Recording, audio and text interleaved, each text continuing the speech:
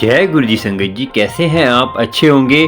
और गुरु जी की कृपा से मैं आपको गुरु जी के कुछ पल की जानकारी देता हूँ और आपको गुरु जी के अमृत वेला और गुरु जी के सत्संग संगत के सत्संग जो है उसकी सेवा आप गुरु जी ने दे रखी है मुझे।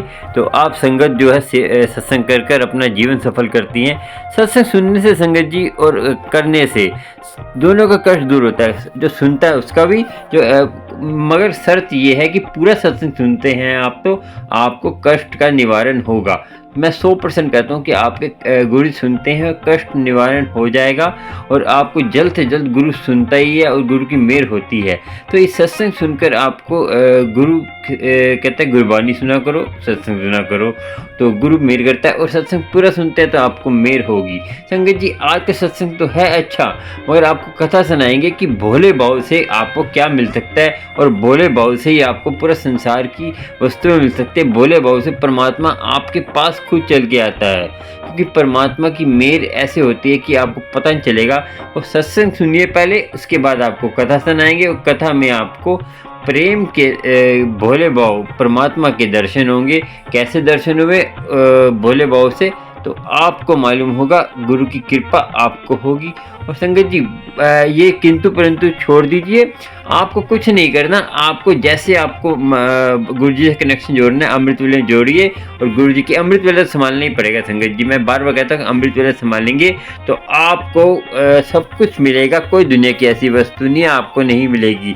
और आप सारी संगत मिलकर अपना सत्संग शेयर कर कर ब्लेस हो सकते हैं, तो इसे सत्संग शेयर करा करें। ठीक है, चलिए पहले सत्संग सुनते हैं, उसके बाद गुरु की संगत कथा सुनेंगे। कथा के बाद आपको आनंदमय फिर मैं बात करूँगा। चलिए मैं कथा सुना के फिर आपसे ऐसी इम्पोर्टेंट बात करनी है जो आपके बहुत लाभदायक है। और आपको लोटा ब्लेस कराना है गुरु जी की ब्लेसिंग के लिए, मुझे फ़ोन कर सकते हैं मेरे नंबर पर। तो आप चलिए सुनते हैं कथा, उसके बाद बात करते हैं। चलिए, जय गुरु जी। मैं दिल्ली की रहने वाली निवासी हूँ। मेरी जर्नी कृपा से कब शुरू हुई मुझे नहीं मालूम। ये मेरा पहला सत्संग होगा और इस वजह से अगर कोई गलती हो जाए तो कृपा करके क्षमा करके मुझे क्षमा कीजिएगा। गुरुपा भी मुझे क्षमा करें। और मैं चाहूँगी कि गुरुपा जो सत्संग मुझसे अपना शेयर करवाना चाहते हैं वो करवाएं, क्योंकि काफ़ी दिनों से मुझे मैसेज आ रहा है कि तू मेरी गल नहीं सुनती, अपना सत्संग शेयर कर। आज मैं उनकी कृपा से ये सत्संग शेयर करने जा रही हूँ। उससे पहले हम सभी जन मिलके जाप करते हैं। ओम नमः शिवाय, गुरु जी सदा सहाय। ओम नमः शिवाय, शिव जी सदा सहाय। ओम नमः शिवाय, गुरु जी सदा सहाय। ओम नमः शिवाय, शिव जी सदा सहाय। मेरी जर्नी जो है स्कूल में, जब मैं अध्यापिका थी, ये 2019 की बात है, जब मैं स्कूल में पढ़ाती थी। वहाँ पर मेरे स्कूल में ही एक अध्यापिका थी जो कहती हैं कि चलो हम छतरपुर के मंदिर में चलते हैं, उस मंदिर में जाके सबकी मनोकामनाएं पूर्ण होती हैं।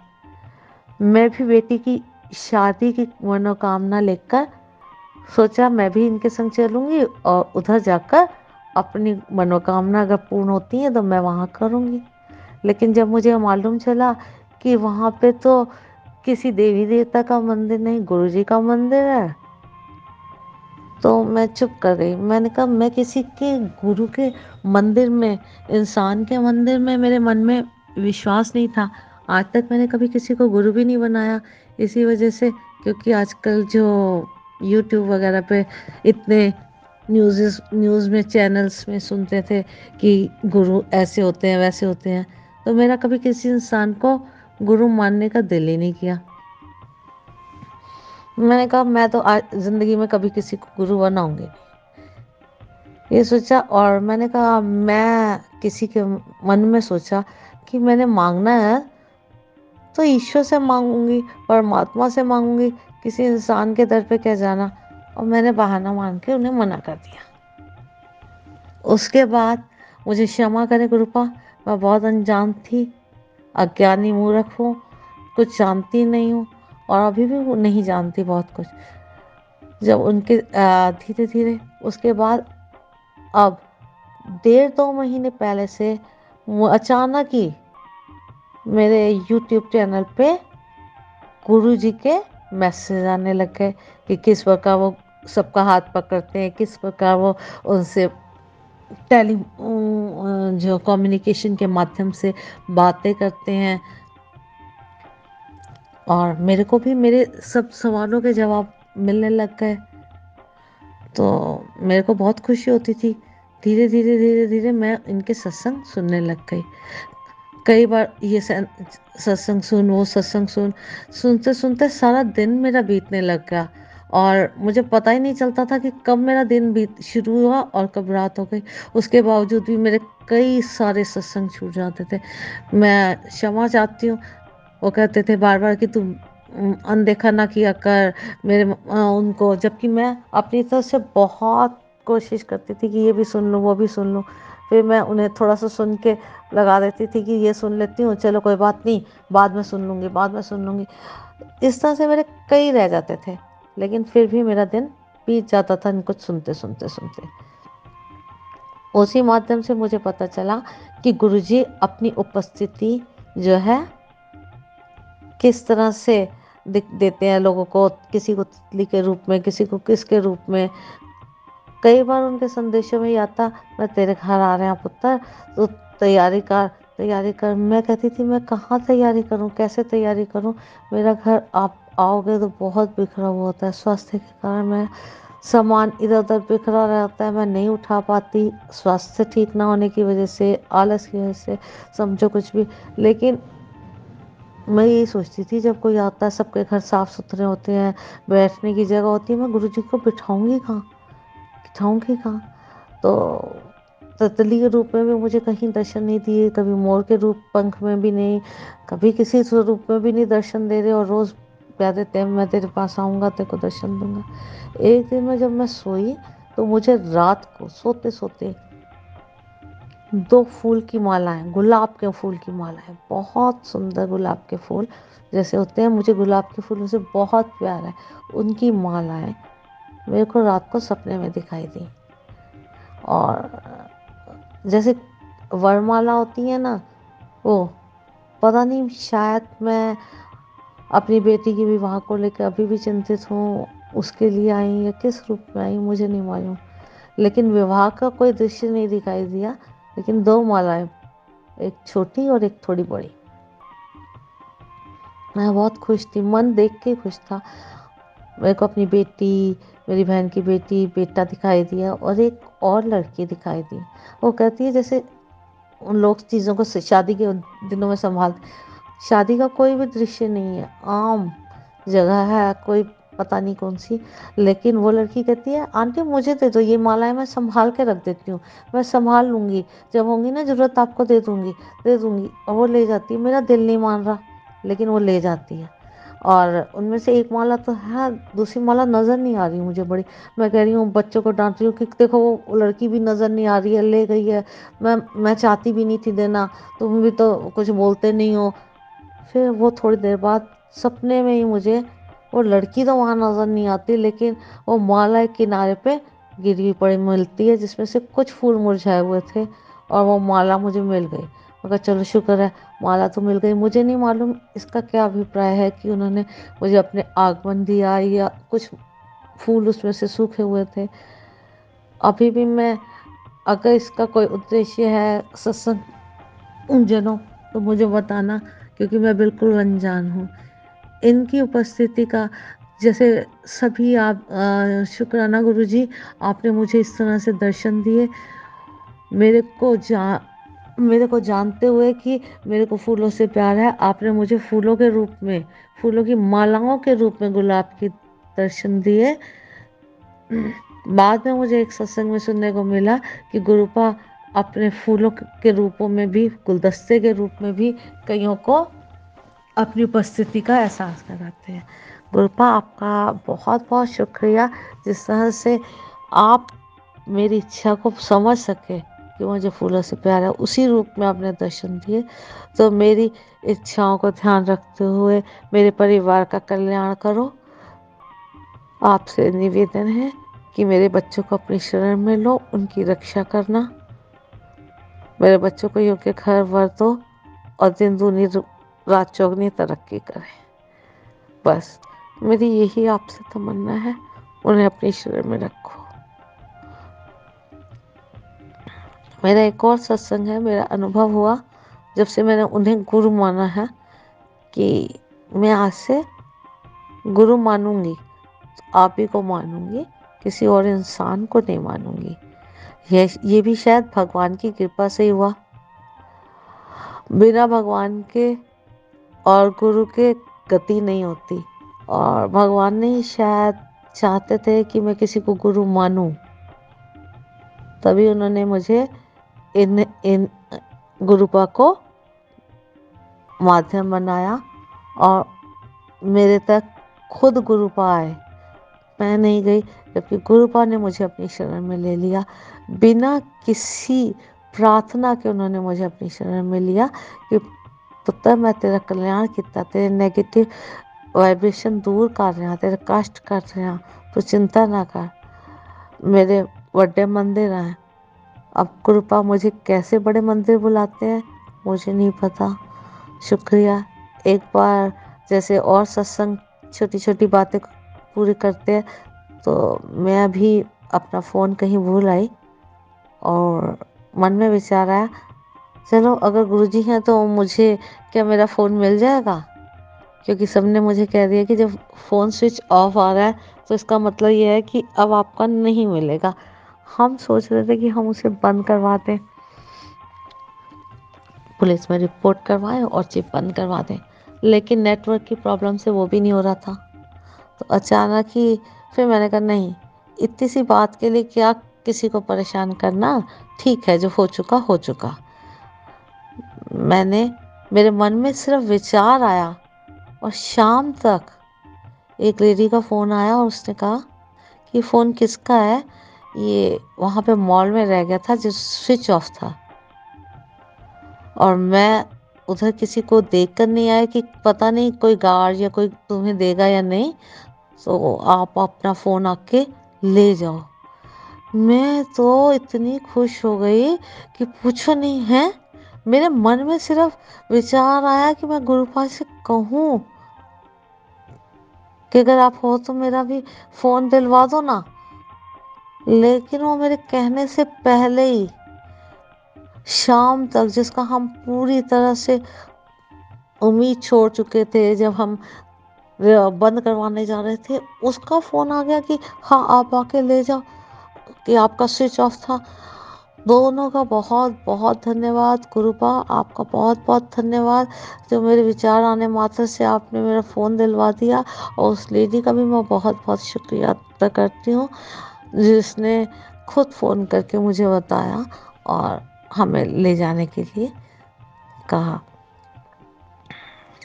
शुक्राना गुरुजी, शुक्राना पल पल शुक्राना गुरुजी आपका, जो आपने दिया उसका भी शुक्राना। मेरे बच्चों को और मेरा परिवार अब आप ही के भरोसे है। इसकी बागडोर अब आप संभालनी है, आप संभालो। से कोई गलती हो गई हो तो क्षमा। संगत जी, भोले भाव से आंटी ने सत्संग सुनाया और इतना अच्छा था, सिंपल सोबर, कोई छलबड़ नहीं, कोई वो नहीं। सत्संग अच्छा था आंटी का, और आंटी को भी ब्लेस करे गुरुजी, और गुरुजी की कृपा होगी क्योंकि आंटी ने सत्संग सुनाया है तो उसका तो असर होगा ना आपको। तो आप भी अपना सत्संग सुना सकते हैं संगत जी, और गुरु की कृपा हो सकती है आप पे भी, और आपको पूरा सत्संग सुना होगा तो संगत जो सुन रही है, तो आप भी लोटा ब्लेस करा सकते हैं। और चलिए अब सुनते हैं कथा, और कथा का क्या महत्व है और कथा कितनी ज़रूरी है हमारे जीवन में, वो भी आपको पता चलेगा। संगत जी, ये बात बहुत पुरानी है, और ये बात जो है पाकिस्तान से, जब पाकिस्तान हिंदुस्तान एक ही था और पंजाब के कहते पंजाब के हिस्से में आता था, तो सारा एक ही था, उसका कोई नाम था, खाली एक हिंदुस्तानी था। तो पाकिस्तान तब बना नहीं, तब की बात करना है ये। संगत जी, एक जो है बकरी चराने वाला जो है बकरी चराता था, और उसको जो है बहुत गरीब था, वो सिंपल था, नॉर्मल था। तो वो जो है बकरी चराते चराते एक जगह उसने जो है एक फ़कीर की बात सुन ली। क्या बात सुनी आपको मालूम होगा। तो उससे पहले बताऊँ, ये कथा का मीनिंग ये है कि भोले भाव से ही परमात्मा की खुशी मिलती है। कैसे मिलती है वो आप सुनिए पहले, फिर आप बताते हैं आपको। जी, मैं ये कथा किस लिए सुनाता हूँ? मैं कथा इसलिए सुनाता हूँ कि आपके जीवन में कुछ कथा सुनकर उससे शिक्षा लें और अमृत वेले में आपको उससे जुड़ने, परमात्मा से जुड़ने में सहायता मिले। क्योंकि कई लोग डगमा जाते हैं कि पूछते हैं कैसे संभालना है और गुरु की कृपा उन पे हो। ये कथा इसलिए सुनाता हूँ संगत जी, मैं पूरा जो सत्संग के बीच में जो कुछ भी बताता हूँ आपको, उसको ध्यान से सुना करें और अपने जीवन को सफल करा करें।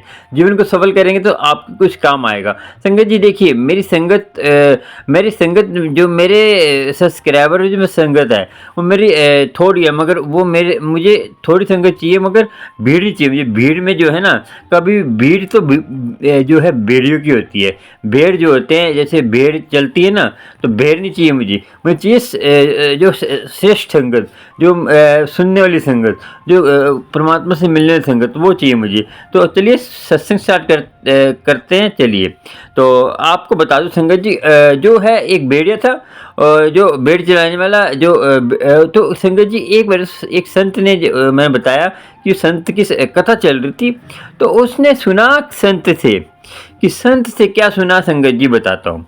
तो उसने सुना कि परमात्मा जो है अकेला रहता है। वो अपने भाव में स्नार थे, कहते हैं उनको अपने भाव में सुनार थे कथा की। संत जो है उसका कोई घर नहीं है, कोई बाहर नहीं है। उनको कुछ सुनाने का तरीका ये था कि वो हर जगह रहता है और कण कण में वो रहता है।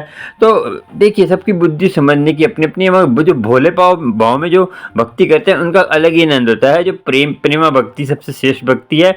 आपको भी पता है कि प्रेमा भक्ति 9 जो भक्तियाँ हैं उसमें से बहुत श्रेष्ठ है, मगर जो 9 भक्तियाँ हैं वो प्रेमा भक्ति तो चाहिए। प्रेमा भक्ति श्रेष्ठ इसलिए कि प्रेमा भक्ति होगी तो जो 8 भक्ति और है वो भी आपकी सफल होंगी। जब संगत जी उसने सुना भेड़े चराने वाले था कि परमात्मा कह रहे परमात्मा कोई घर नहीं है, तो उसने क्या करा, अकेला जाके वो बैठ गया। तो उसने बोला, परमात्मा आपका कोई घर नहीं है तो मेरा घर भी कोई नहीं है, और आपके कपड़े कम है, मेरे पास ही कपड़े कम है। आपके चप्पल नहीं है तो मैं आपके लिए चप्पल आपकी टूट जाएगी तो मैं आपकी चप्पल नहीं बना दूंगा। आपका कोई, जैसे आपको ठंड लग रही है तो मैं आपको कंबल आपको बता दूंगा कैसे आपने ठंड भगानी, क्योंकि मैं भी ऐसे ही करता हूँ। मुझे ठंड लगती है तो मैं ये जुगाड़ करता हूँ, तो मैं आपके लिए ये जुगाड़ कर दूंगा। आपको भूख लगती है तो मैं आपको खाना खिला दूंगा। आप बीमार होगे तो मुझे एक ऐसी औषधि पता है, ऐसी एक दवाई पता है, मैं खिलाऊंगा तो आप सही हो जाओगे। तो ऐसे से वो जैसे भोले बाबू से बातें कर रहा था। तो संगत जी एक उस टाइम का फकीर निकला, तो उसने वो देख रहा था, वो कहता कि ये क्या कह रहा है तू उनको। तो ये तो परमात्मा को कहते हैं परमात्मा को बीमार करेगा। परमात्मा को ये क्या तू बदतमीजी की तरह बातें कर रहा है। तो क्या परमात्मा तो निराकार है, वो सबको देने वाला है, और वो तो उसको कोई जरूरत नहीं है, वो तो सबको खुद देने वाला, तो उसको क्या जरूरत है। तो ये डांट के चला गया। तो वो कहता ठीक है जी, वो थोड़ा सा निराश हो गया। तो कह रहे परमात्मा तुम तो इतने सर्व अकाल हो और तुम्हारे पास सब कुछ है, तो मुझे मेरे जैसे गरीब की तुम्हें क्या जरूरत होगी। तो वो निराश हो गया। तो वो परमात्मा से बातें कर रहा था। संगत जी वो बताऊँ, परमात्मा को इतनी उसकी तो उसने जो है जब वो जो फ़कीर रात को बंदगी करने बैठा, संगत जी मैं बता दूं, जो फ़कीर, जो गुरुमुख, जो गुरु संगत किसी के मन दुखाती है, किसी का जो जैसे भी भक्ति करता है उसको रोका टोकी करती है। संगत जी सारे गुरु फैमिली का अपना अपना कनेक्शन है, किसी को तोड़ा मत करे। कई मेरी संगत बोलती है कि अमृत वेला नहीं संभालना चाहिए। संगत जी अमृत वेला संभालना बहुत ज़रूरी है। अपना अपना पर्सनल है, किसी को बताना नहीं चाहिए अमृत वेला संभालते हैं, क्योंकि आपको कोई भ्रमित कर देगा और आपको गुरु की कृपा कैसे होगी। तो ये जो है उसने डांट दिया। तो वो जब नाम जपने बैठा तो उसने देखा कि मेरे नाम में ध्यान नहीं लग रहा। तो उसने देखा कि अल्लाह आज तूने मेरे नाम में ध्यान क्यों नहीं लग रहा। कह रहे तूने आज मेरे आज एक को तोड़ दिया है मेरे से। या किसको तोड़ दिया है? वो जो भेड़ चलाने वाला था, मुझे इतना प्यारा लग रहा था, मेरे से बातें कर रहा था, ऐसे बोले बहुत सी बातें कर रहा था, तो और को मेरे से ऐसे बातें नहीं करता, तो तूने उसको तोड़ दिया है, तो और तूने तोड़ कर कहते हैं बहुत गलत किया, तो उसके जाके कहते हैं तूने बोलना है कि जैसे मेरे से बातें कर रहा था वैसी बातें करे। तो वो भागा भागा गया फ़कीर, उसने बोला जैसे तू बातें करता था वैसी बातें कर, मेरे अल्लाह का हुक्म आया है। तो वो जो है संगत जी, इसका कथा का क्या मीनिंग है कि हमने जो है अपने आप अपना अपना कनेक्शन गुरु जी से होता है, किसी धर्म में भी हो संगत जी, हर धर्म का अपना अपना है, नाम एक ही जपना है, कोई से जपो, रोज नित्यनेम संभालना है, अमृत वाला संभालना है, और एक टाइम पे संभालना है, 2:45 बैठ जाइए, गुरु की कृपा होगी। देखिए संगत जी, काली मत पड़िए, आप काली मत बोल कि आप थोड़ा सबर संतोष रखिए, तो आपको गुरु की कृपा होगी। ऐसा नहीं कि संगत जी ये कोई छोटी मोटी बात नहीं है, ये बहुत बड़ा आपको गुरु की कृपा से ही आप अमृत में बैठ भी सकते हो। गुरु ही आपको जुबवाता है, मगर आप जो है ना थोड़ा सा नाशुक्र हो जाते, तब आप गुरु आपकी बाँह पकड़ता है, तो आप खुद ही बाँह छुड़ा लेते, तो गुरु फिर कैसे आपको गुरु की कृपा में रहना है, गुरु की आज्ञा में रहना है, तो सब कुछ मिलेगा आपको। गुरु घर में मिलेगा आपको, और घर से बाहर जाएंगे तो क्या मिलेगा? देखिए, हर धर्म में भागते रहेंगे, कभी गुरु को पकड़ लिया, फिर आगे उसको छोड़ा तो आगे गुरु को पकड़ लिया, तो आप ऐसे भटकते रहेंगे, आपका जीवन सफल नहीं होगा संगत जी। आप जो है मूर्ख की तरह इधर उधर भटकते रहेंगे, तो आपको खाली रह जाएंगे।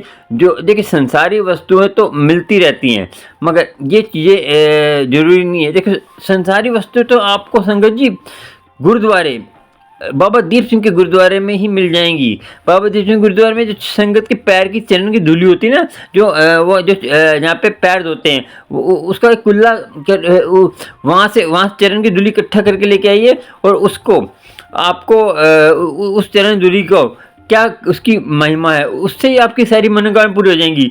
अंदर जाने की जरूरत ही नहीं है आपको, संसारी वस्तुएं तो बाहर से ही मिल जाएंगी, जो उनकी संगत की चरण धूली होती है, संगत की चरण धूली होती है, उससे सारी चीज़ें आपको मिल जाएंगी। गुरु के दर पे जाने की जरूरत नहीं, गुरु के दर के अंदर जाते हैं, गुरुद्वारे के अंदर जाते हैं, मंदिर के अंदर जाते हैं, तो परमात्मा को मांगा करें, ये संसारी चीज़ें मत मांगा करें, वो तो आपकी बाहर से ही जो उनका दर है वहाँ से पूरी हो जाएंगी। संगत की चरण धूली लेके आइए, उसको जो है अपने आपका कोई भी काम है उसमें डाल दीजिए, उसको पानी में घोल के पीजिए, तो आपके कोई भी दुख है, कोई कैंसर है, कोई गंभीर बीमारी वो सही हो जाएगी। आपको कुछ कराने की जरूरत नहीं है, आपको लोटा ब्लस कराने की जरूरत नहीं है, तो आपको अमृत वेले में बैठिए, तो वो कृपा आपको होगी। आपको समझना चाहिए कि आप संगत से प्यार करते हैं, तो आपको जो है चरण धूली संगत की बहुत महिमा रखती है, तो वो करेंगे तो आपको परमात्मा से अंदर जाने की जरूरत नहीं, परमात्मा अपने आप ही ऑटोमेटिक आपको पूरे कष्ट दूर करेगा और आपकी मेहर करेगा। और संगत जी इतना कष्ट आपको होता है, तो आप गुरु की अरदास करते रहिए। आज का सत्संग इतना ही, और चैनल को सब्सक्राइब, लाइक, शेयर कर लीजिए। जय गुरु जी, जय गुरु जी। सब्सक्राइब, लाइक, शेयर कर लीजिए, आपको प्यारे प्यारे गुरु जी के सत्संग मिल जाएंगे। मेरा नंबर है, मेरा नंबर आ रहा है, उस पर जाके आप कर सकते हैं। मेरा ऊपर आई बटन है, आई बटन में जाके दे सकते हैं। आई बटन में जाकर आप अच्छे अच्छे वीडियो गुरु संगत के देख सकते हैं, जो प्यारे प्यारे वीडियो है उसको देख सकते हैं, और गुरु की कृपा आपको होगी। और गुरु की कृपा क्यों नहीं होगी, गुरु इतने प्यारे हैं। और आप भी मेरे नंबर पर जाकर आप कॉन्टैक्ट कर सकते हैं, कोई समस्या आपको, और जय जो कुछ भी हो आपको गुरु कृपा होगी। जय गुरु जी, शुक्राना शुक्राना, जय गुरु जी, शुक्राना शुक्राना। अगले वीडियो में मिलेंगे।